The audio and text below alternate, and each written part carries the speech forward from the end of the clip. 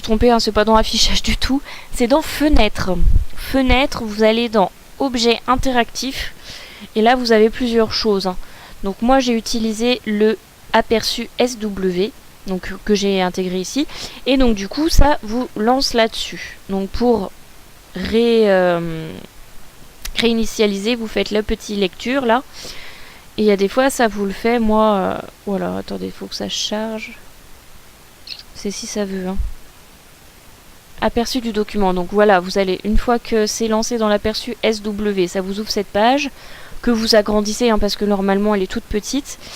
Vous allez dans les petites lignes verticales, là, vous cliquez, aperçu du document. Là, du coup, ça va charger. Il va y avoir une barre de chargement, donc c'est un peu long. Parce qu'il y a quand même pas mal de pages. J'en ai exactement 222. Donc, à l'impression, comme j'ai une imprimante recto verso, ça me fait 111 pages de guide. Hein, donc, je trouve que ça fait bien la taille d'un vrai guide, au final. Même si j'ai pas tout mis dedans. Ah, j'en ai marre, je m'accroche dans le micro. Excusez-moi. Et donc là, du coup, vous avez l'aperçu. Donc ça, c'est mon sommaire. Vous avez ensuite donc le sommaire fini. Hein, donc configuration, les personnages, ce que je vous ai montré. Le cheminement, donc je l'ai marqué comme ça. Hein, début de l'aventure, colonie 9, les différents lieux que j'ai fait. Et là, vous voyez que j'ai Jungle de Magna partie 1. Et plus loin, on a Jungle de Magna partie 2 et partie 3. Donc comme là il y a beaucoup d'interstices entre les deux au niveau des pages, j'ai remis une carte de la jungle à cet endroit là comparé à la première. Du coup.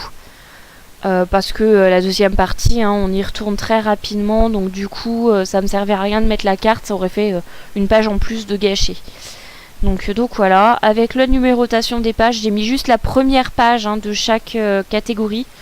Donc là, par exemple, de la colonie 9, de la page 15, en gros, à la page 18, c'est la colonie 9. Et là, de la page 19 à la page 21, c'est la grotte de Tefra. Donc du coup, voilà. Ensuite, on a les quêtes annexes, la reconstruction de la colonie, les échanges après Anirata, l'encyclopédie, les tête-à-tête, la création de gemmes et les astuces. Donc voilà. Mon petit sommaire. Donc j'ai rajouté une petite image parce que sinon ça faisait un peu vide. Je trouvais ça plus sympa. Ensuite, vous avez la configuration de la manette. Voilà, donc ce que je vous ai montré en premier, les mécanismes du jeu. Oui, mon petit chat, tu veux venir sur moi là. Ah, tu m'embêtes.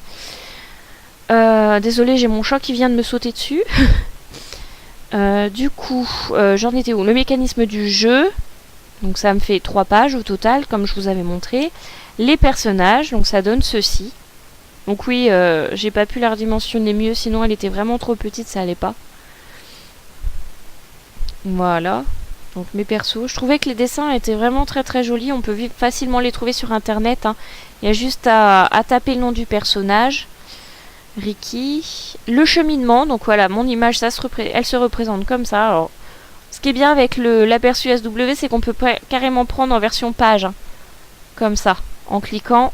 Et vous pouvez tourner. Enfin, si ça veut. Là. Et donc du coup, voilà. Le début du jeu. La colonie 9. Et ainsi de suite. Donc mes différents titres, hein, vous les avez vus. Voilà, la chasse aux monstres, la grotte de Tefra, parce que c'est le deuxième lieu où on va avant d'avoir fini la colonie 9. Et là, comme vous voyez, ce que je vous expliquais, c'est que j'ai mis le fascia noir, donc le premier boss, en rouge. Avec comment le battre, le battre entre guillemets. Et ainsi de suite. Je trouve pas ça très pratique de tourner les pages en fait. Donc voilà. Les petites images que je vous disais, j'ai mis aux endroits où ça faisait un peu trop blanc. Donc vous allez voir, il y a des endroits où ça reste quand même blanc. Mais du coup, je trouvais ça bien plus pratique de faire ça comme ça. Et bien plus joli. Donc voilà, il y a un blanc là, mais c'est pas bien grave, sachant qu'il y avait déjà une grosse image. Je voulais pas non plus le blinder d'images, parce que sinon ça ferait pas joli du tout. Vous allez voir à certains endroits, il y a une page blanche avec un gros dessin dessus. C'est pour éviter qu'il y ait une carte sur une page et au dos, sachant que j'ai fait du recto verso, qu'on ait le descriptif du lieu. Je trouvais ça vraiment pas top et donc du coup on est obligé à chaque fois de retourner la page pour pouvoir lire la carte. Donc voilà. Donc là par exemple, là certes j'ai peut-être une carte en gros, mais j'ai un peu de descriptif devant. Donc du coup c'est quand même assez simple de suivre et pas juste une carte toute seule, sans rien d'en dessous, sans rien à côté. Je trouvais pas ça très très bien. Là par exemple, si j'avais mis ma carte ici, je pouvais rien mettre en dessous. Donc du coup la carte aurait été juste posée là alors que tout le descriptif était derrière. Donc j'ai préféré mettre une grosse image et ensuite mettre ma carte ici avec le reste de mon histoire. C'était bien plus joli. Là par exemple, si je mettais ma carte ici sachant qu'elle fait toute la page, j'aurais eu une carte toute seule avec un beau vieux titre et avec du coup tout le descriptif du cheminement derrière. Comme vous le voyez là, là au moins vous avez la page, la double page où il y a la carte d'un côté et le descriptif de l'autre. J'ai trouvé ça bien plus pratique et bien plus lisible que de mettre la carte derrière et le descriptif de l'autre côté.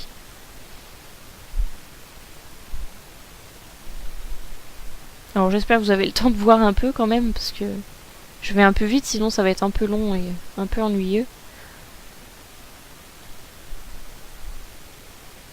Voilà, et on arrive aux quêtes annexes. Donc c'est ce que je vous disais, j'ai fait comme ça, colonie.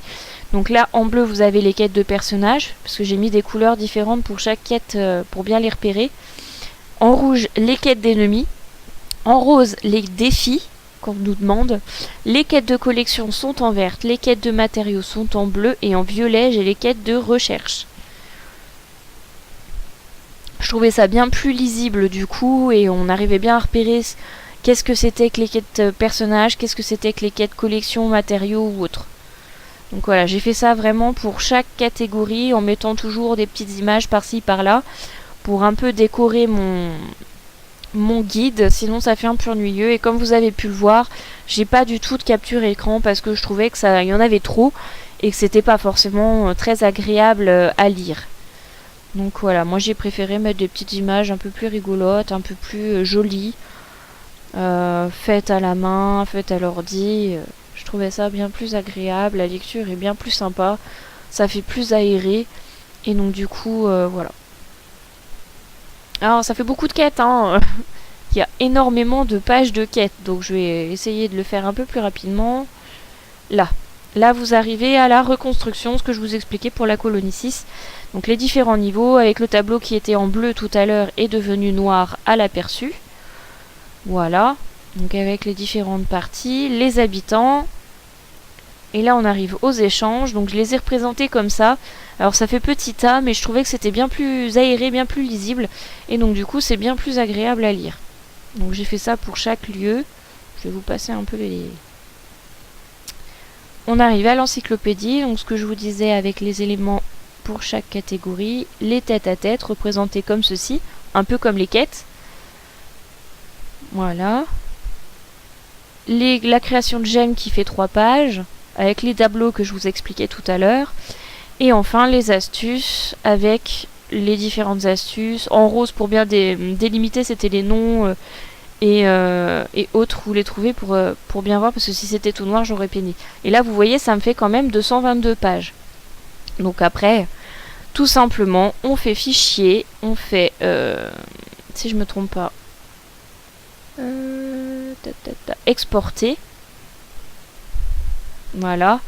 Là, ça vous met automatiquement Adobe PDF impression. Vous remarquez le nom que vous voulez. Si c'est le même, c'est pas grave. Ça va l'enregistrer et vous faites enregistrer tout simplement. Sachant que vous avez déjà enregistré, bien sûr, votre fichier en PSD pour pouvoir le retravailler par la suite. Voilà. Sur ce, je vous dis à plus pour un prochain article. J'espère que je vous referai un autre DI, un de ces 4. Et j'espère que cette vidéo vous a plu et vous a bien appris, vous a bien aidé pour faire votre guide. N'hésitez pas à me laisser des messages en commentaire pour me dire si ça vous a plu, ce qui va pas, que je puisse arranger par la suite si j'en refais un. Et je compte bien en refaire un parce que ça m'a beaucoup plu. Et surtout me dire si vous appréciez ce genre de tuto ou pas. Allez, salut!